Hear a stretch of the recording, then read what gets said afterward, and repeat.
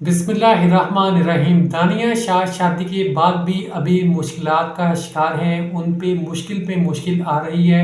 अदालत ने कराची में फिर 22 अगस्त को उनको बुलाया है। बार बार उनको लाहौर से कराची जाना पड़ता है, एक शहर से दूसरे शहर जाना, बार बार आना जाना, तो इस तरह के मसाइल का उनको सामना है।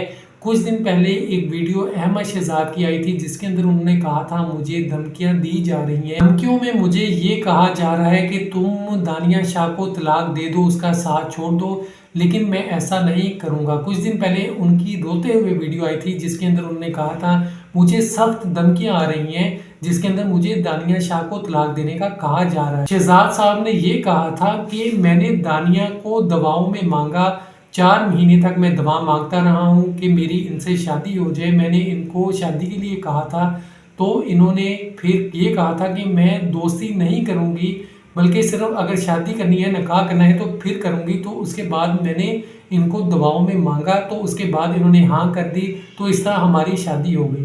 तो वो काफ़ी अपनी मोहब्बत का इज़हार करते हैं। दानिया शाह ने भी ये कहा था कि मैंने अपनी रजामंदी से शादी की है, मुझे एक सहारे की ज़रूरत थी, शादी करना मजबूरी थी, इस वजह से मैंने शादी की है। शादी के अंदर इनको गाड़ी मिली थी और इसके अलावा जायदाद भी मिली और इसके अलावा घर मिला था। दानिया शाह को अब मुश्किलात का सामना है, बार बार अदालत जाना पड़ता है। अब देखना है कि आगे क्या अपडेट्स आती हैं। अब 22 अगस्त को एक पेशी है, उसके अंदर भी जैसे ही अपडेट्स आएंगी आपको मैं बताऊंगा।